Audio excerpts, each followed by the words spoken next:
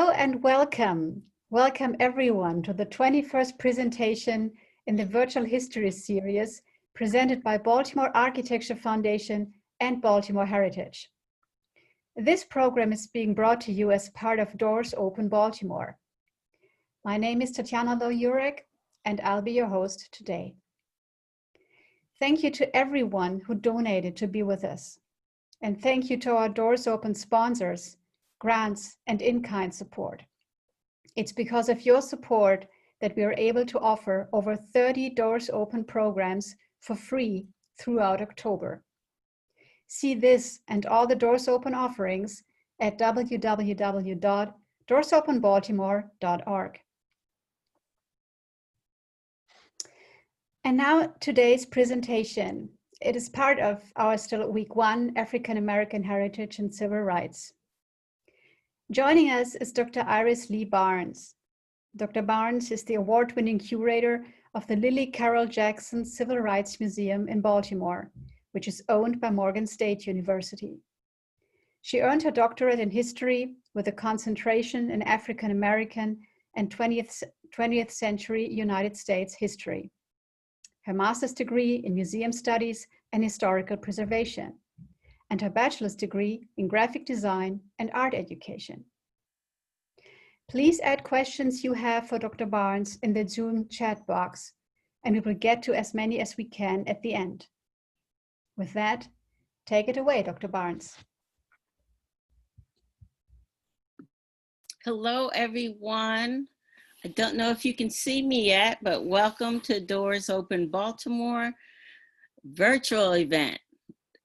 Certainly this is a little different, but we'll just consider it a teaser, an opportunity for you to take a sneak peek at some sites you might be interested in, and then put it on your list and come on out to the museum. I'll be featuring the Lillie Carroll Jackson Civil Rights Museum in Bolton Hill on 1320 Utah Place.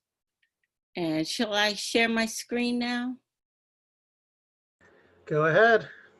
Do you have to unshare? No, you can just take the sharing from me, Iris. Okay.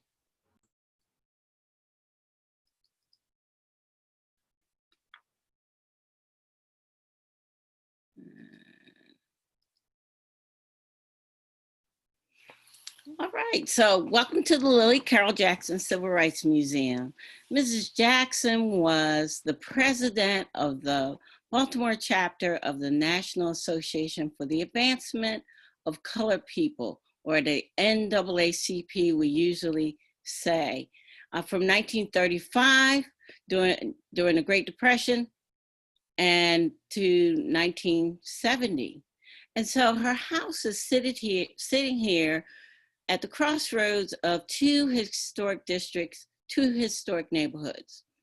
The Bolton Hill, which was historically a segregated neighborhood, and Marble Hill, which is historically an African-American neighborhood.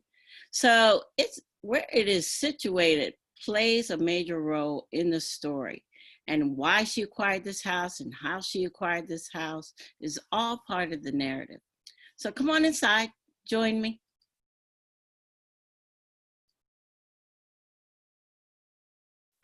Now this house, isn't it beautiful? You step in and it was built in 1868. Some people say, well, did slaves build it? Well, this is after slavery had ended in the United States and in Maryland, but they certainly had servants. This was meant to be a home for the rich, really the well-to-do, and probably like a city home, and they probably had a country home. But this is the grand staircase. And then we have, this is the top view from that staircase. Isn't that beautiful? Look at that parquet floor. And so this actually has 4 stories. We have 3 floors, and then we have the lower level, which we mostly use for restrooms and offices and our electronic equipment, etc. But there's also servant stairs, which you can imagine are not as beautiful and elaborate as these. But when you come in, after all that beautifulness, you are confronted with this flag, this iconic flag that the national NAACP used to hang from their New York headquarters every time a man was lynched in the US. And, you know, it's very well known. So we have that here because lynching was very central to how Mrs. Jackson got started, as well as many other people who worked with her, many of her allies, such as Clarence Mitchell Jr., who was her son-in-law.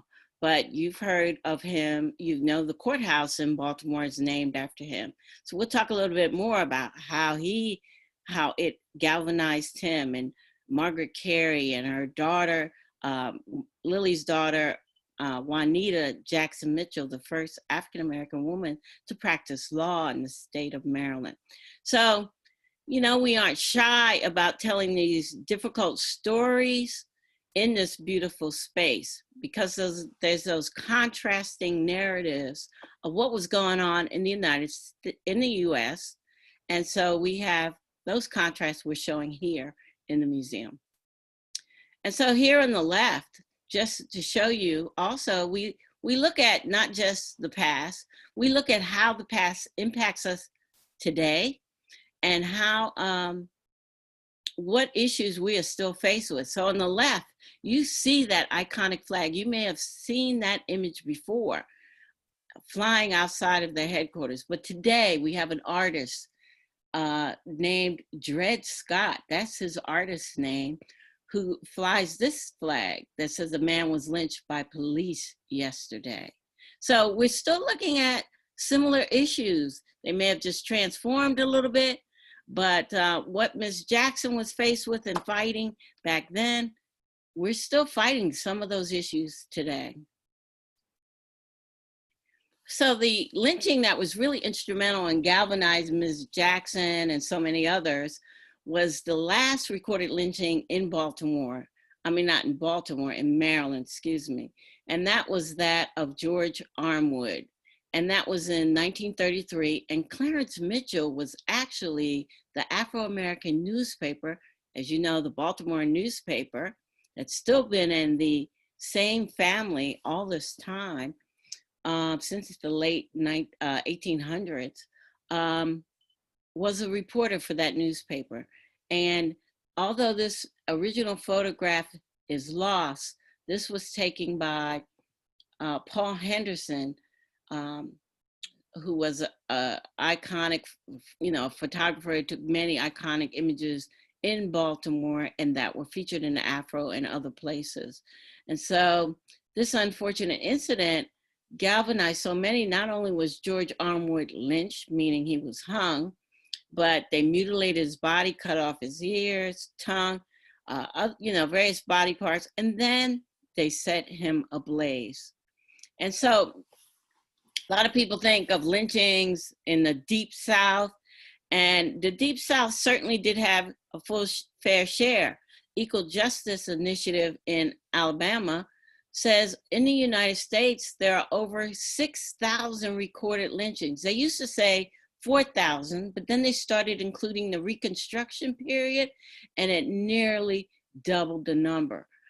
Or at least 50% more lynchings were recorded lynchings were added to the list. And so in some states, they had thousands, where thousands of people would come and watch and participate, take their picnic basket. And in Maryland, we have recorded about 44, nowhere near the number, but 44 too many. Here's that image, and it's certainly not that different from this image we see today, where we saw George Floyd lynched right before our very eyes. We saw it over and over again on the news, and it galvanized the community in the same way the community was galvanized by George Armwood. And so we still are faced with some similar issues. When you walk in to the right, you'll come to the parlor, and it's set up like this, pretty much like it was when she lived here. And it is what we call her meeting place. So she would host individuals like Martin Luther King here, and Rosa Parks and Jackie Robinson. And some people, when they think of civil rights, they think of those individuals before they think of Ms. Jackson. And I like to think it's because of media, or I don't want to think it was because she was a female and they were men mostly.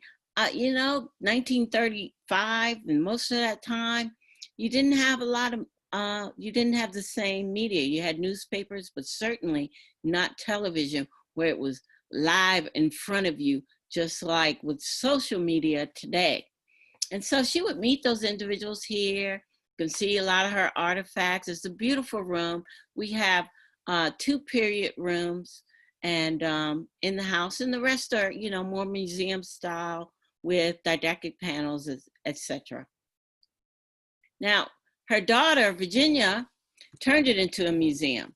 When Miss Jackson came here as a child, she was delivering laundry, and she came to the front door, but the lady of the house scolded her for coming to the front door. She said, colored people are not allowed to come to the front door.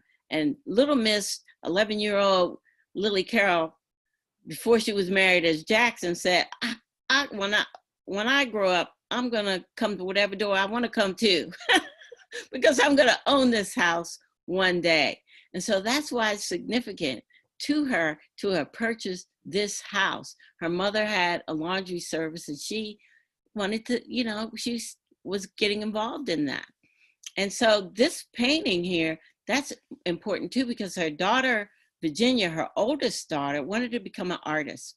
She wanted to visit museums, but museums closed their doors or were very restrictive to African Americans. And she wanted to attend MICA, Maryland Institute College of Art, not far, a few blocks away from where the museum is located. But it had its doors closed to African Americans. So Miss Jackson told her, don't worry, you'll have your own museum one day and I will help you. And so this is one of her portrait paintings. She ended up going to school in Pennsylvania and Columbia, got her master's and became a portrait artist. So throughout the house, you'll see some of her portraits. And in Savannah, Georgia, where she moved later on with her husband, she became very instrumental in the art world. And Savannah College of Art and Design, or SCAD, which is kind of equivalent to MICA, has a hall named after her, and they have a lot of her paintings down in Savannah. So they have the Virginia Jackson Kaya Hall. And then when you walk in a little further, you'll come into an orientation room.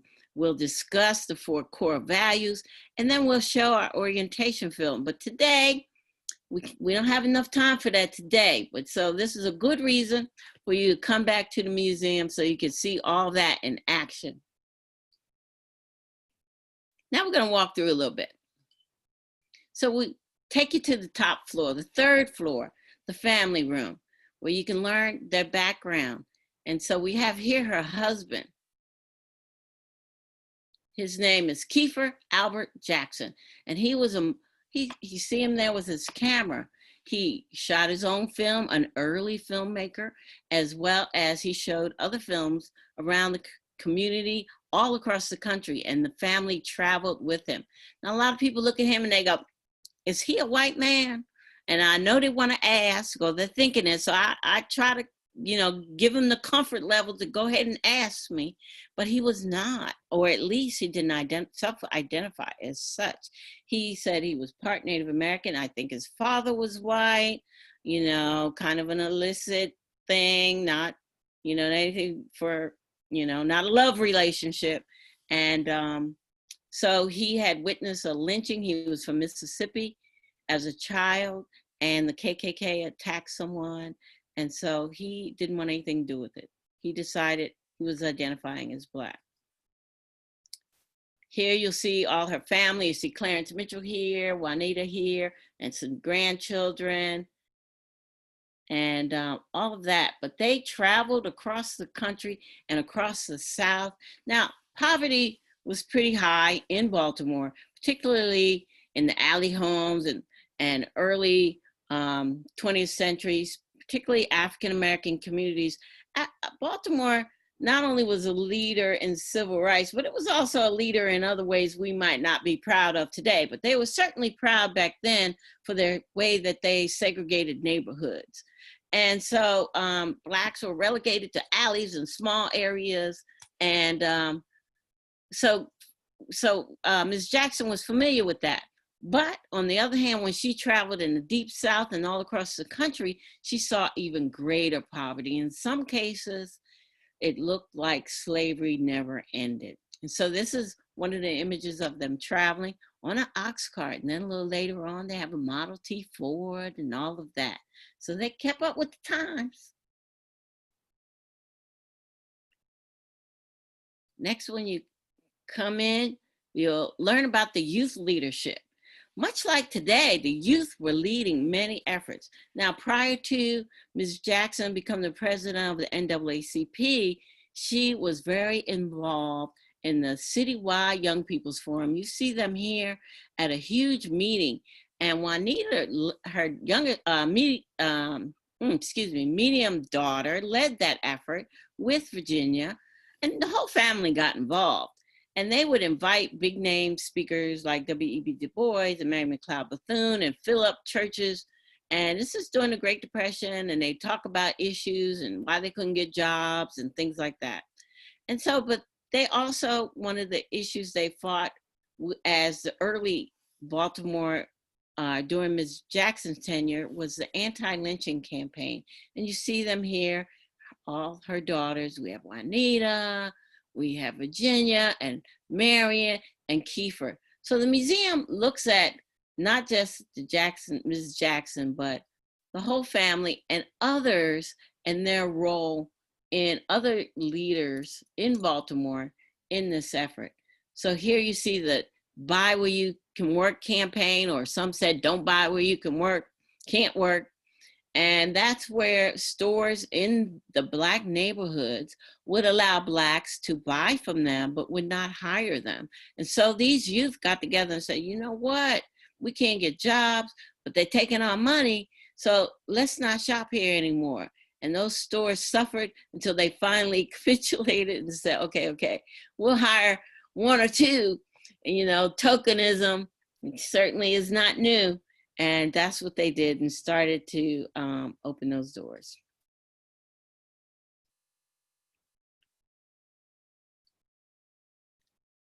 Then you come down to the second floor and you start to see it's a little more modern here. We have these extra walls and we have interactive kiosks where you can dig a little deeper on information. And then we have these huge wall murals and still maintain the integrity of the home. It's 1868 look as well. But we feature in this NAACP room, you know, some of the very important issues, such as the Donald Gaines Murray case, the desegregation of the University of Maryland Law School and various other schools of the University of Maryland, led by Thurgood Marshall. And this lady, young lady you see is the only one. She recently passed away, I believe this year, if not just last year. Esther McCready, who desegregated the nursing school. And here's Donald Gaines Murray with the law school. And then you had social, various schools, School of Medicine, School of this, School of that. And here we have Perrin Mitchell desegregating the School of Social, not social studies, but sociology. Thank you. And then we have over here, when Juanita was witnessed by Walter White here, who was at one point what they called executive secretary, but it's more like the CEO of the national NAACP. He witnessed her. You know, she was quite a dynamic speaker. She had won so many awards in Baltimore and her early education at Morgan to be such a good public speaker. He invited her to come to New York and work for the national office. And she led the youth chapter.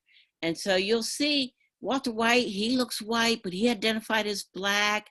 That's another one. And you have Mary White Ovington, who actually was white.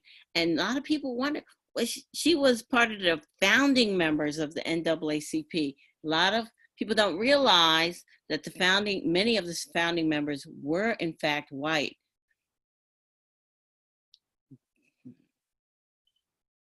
And you'll see also later March on Annapolis, which was showing the youth involvement, just like we have the youth involved today in protests. And Gallery 4, Margaret Carey room, one of Ms. Jackson's allies. It's a beautiful room, my favorite room, because I love all the colors and the furnishings. And she didn't live here, but the family donated some furnishings and we put it together as we imagined she might live. And she was really instrumental in trying to get anti-lynching legislation, which never happened during their lifetime. And here she is over here. And she, you know, she was someone who was very outspoken. She comes from a Quaker background. And so she, you know, comes from James Carey of Loudon. If you've heard of Loudon Cemetery, that was his property. That was her great-great-grandfather. And he was an abolitionist, and he also donated the land for the original building of Sharp Street Church.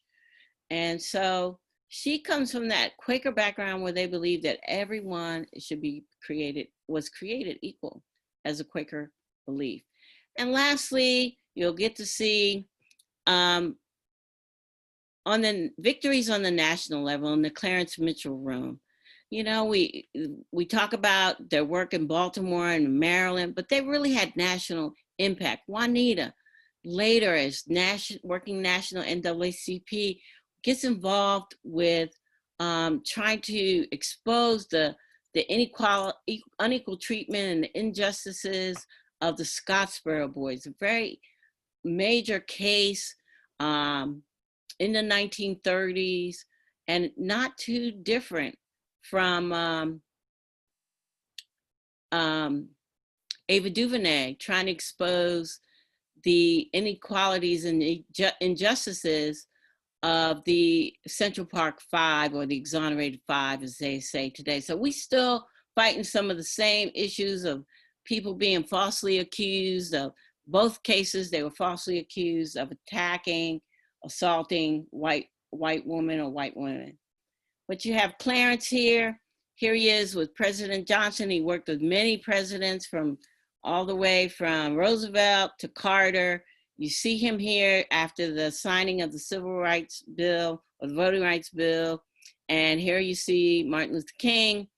And Johnson is handing to him the signing pen, which is a custom for someone who was instrumental in getting it through. So Clarence was considered the lion in the lobby, working in Washington, D.C., ushering in legislation that we talk about today, the Voting Rights Act, 1965. So it's very important that we vote. It's so important. And these are the individuals who had that national impact. And so when you come in, you'll also get to see some beautiful architecture and some modern features like this glass floor on the outside of the elevator, and this entrance here. So we thank you for joining us today and hope you'll come and visit us. Keep checking back at our website to see when we are open to the public. And that concludes the tour. I'm gonna stop sharing and take your questions.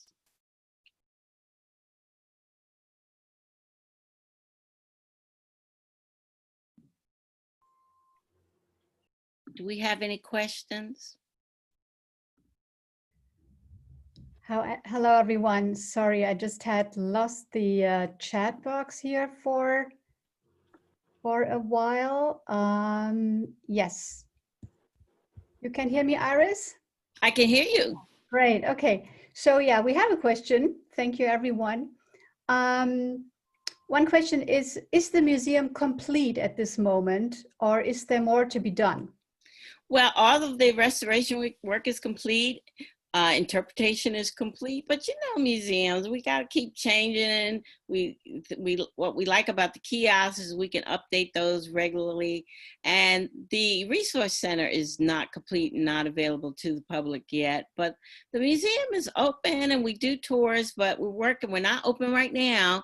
We're working on how we're going to return to some kind of limited capacity, socially distance safe, and a variety of safety measures in place. But yeah, you can come see us. It's a beautiful place. Great, thank you.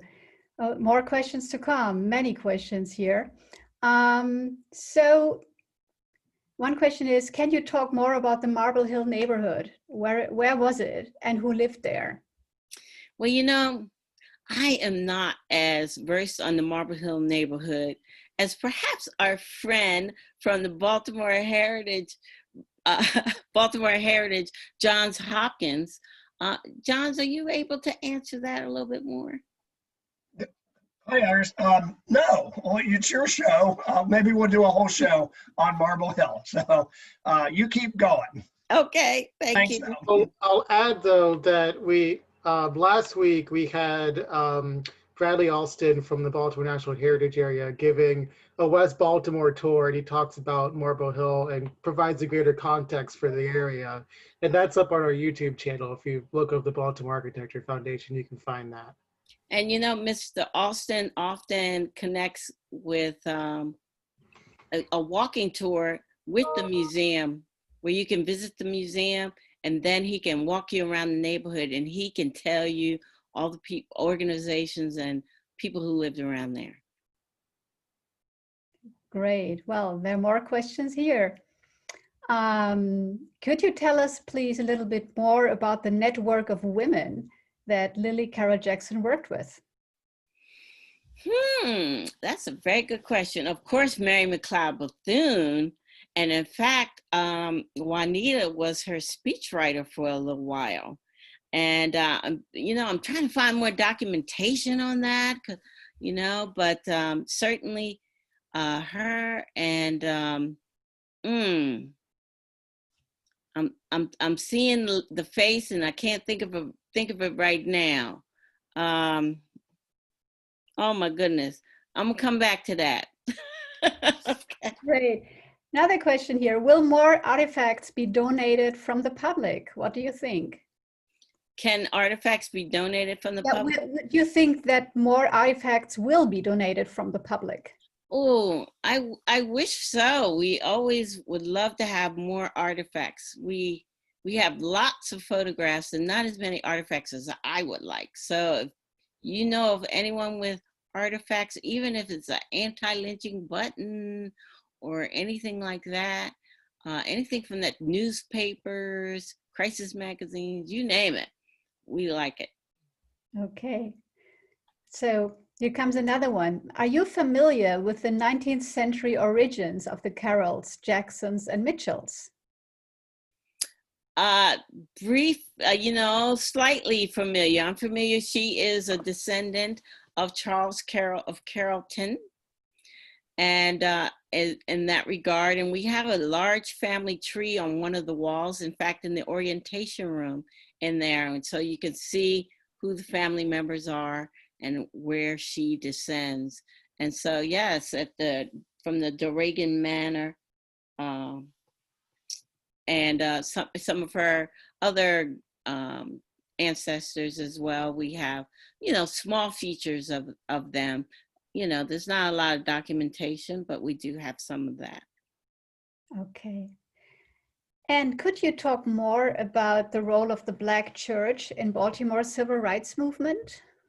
Oh, yes. Well, certainly they were very involved. As you saw that one picture, they're having that meeting, the Citywide Young People's Forum, in the church. The church was often the place where you found out about things or speakers would come. That was your auditorium. Being, this is during segregated Jim Crow years, you didn't have a whole lot of places you could go. And so the church may have been a large venue that you could get a lot of people together when you had a speaker like Walter White come in or W.E.B. Du Bois come in and would speak to the crowd. So the churches played that role in disseminating information and being a place to meet. And of course, the local newspaper played a major role as well, getting information out, letting you know what was going on. And when meetings were coming up, you know, really galvanizing people to act and giving them information and all of that. So they all worked together. The pastors, a variety of church. Now she was at Sharp Street, but you had Bethel and others who, and the various pastors who played a role. Okay. And could you tell us something about what her connections were with Thurgood Marshall?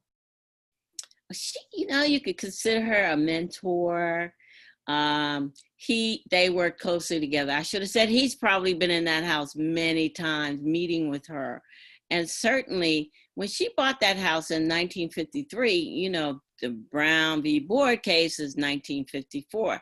So certainly they probably met in there and discussed it, and certainly with her son-in-law, Clarence, and discussed it. And so, you know, the first case, what we say, the road to Brown, leading to Brown, comes out of the Baltimore NAACP, which was that Donald Gaines Murray case against the University of Maryland Law School. But you couldn't just sue the entire university. You had to sue each school at a time. So School of Sociology, School of Medicine, you know, so you can imagine how long that took from the 1930s to the 1950s to get to finally Brown. And so they worked very closely together. Okay. So here I have another question from someone asking why the final resting place of Lillie Carroll Jackson is not being taken care of in the same way as her houses where she lived in. So we're talking about the Mount Auburn Cemetery. Can you tell us something about that? Well, I believe, I don't know a whole lot about Mount Auburn. I know there was an effort by Morgan State University architecture department. They cleaned it up and made, did some drawings to fix it up. And, you know, it's a shame a lot of the older cemeteries are not necessarily taken care of. I don't know if it's privately owned and family members are supposed to take, you know, contribute annually. So I really am not sure. Now, our building is an off-site unit of Morgan State University. So it's in, you know, the upkeep is part of Morgan's upkeep. So we have, you know, someone from Morgan who cuts the grass. If something goes wrong, they call over to Morgan and they come and fix it. And, you know, we take so much pride in it. We just make sure it's kept up nicely. Okay. So while we're waiting for some more questions, I also would have a question for you. Okay. What do you think is the most attractive or interesting in your museum for young visitors? I'm thinking of K12 students, and do you offer special programs for schools? You know, working with Baltimore Heritage and the Maryland Historical Society, now known as the Maryland Center for History and Culture, we are working on curriculum to incorporate this Baltimore's leadership in the Baltimore curriculum. This is such important history. Particularly, we want the youth of Baltimore across the state and country, really. And we've had visitors from all over because we're the only civil rights museum along this, you know, the corridor of the Delmarva region and even further north. And so they, you know, we want that youth to know actually the involvement of youth, the youth leadership in the civil rights movement, not so different from today. And they could learn from these individuals who made changes all across the country. Their protests, their peaceful protests were very effective. and getting stores open and desegregating, you know, they looked at each aspect of a life, how you can, your transportation, how you can get from one end of the city to the other. Is it segregated? Not. So they worked on that. Where you buy your food, your clothes, whatever, where you putting your money, where you can have your business, where you can live, where you can go to school, what kind of school, what's your school look like? All of that, they tackled each and every one of them. How many people are getting arrested? How many people getting arrested falsely? They just fill in the prisons. It's not so different from today, right? What is that? It's part of that continuum, the legacy of slavery. So they, you know, looking at all of that and how we can change it. We can learn from the past, but also what can we do today? We can see what they did that was effective and utilize it and make it work for today. And then, you know, I think that's the main thing, to know that they have some power, that the youth have power and they should use it. Yeah. So thank you very much, Iris. It was wonderful to hear all the explanations that you gave in this last part. And thank you so much for the great presentation. I think that all of you, once COVID is over, we will take the opportunity to go into the museum and to see it all live. Well, thank you so much for having me. And thank you everyone for coming. We appreciate it and hope to see you soon at the museum. See you soon, Iris. Thank you very much. Have a great rest of the day. Thank you everyone for coming, and look at Doors Open Baltimore for the next 4 weeks to come. Thank you.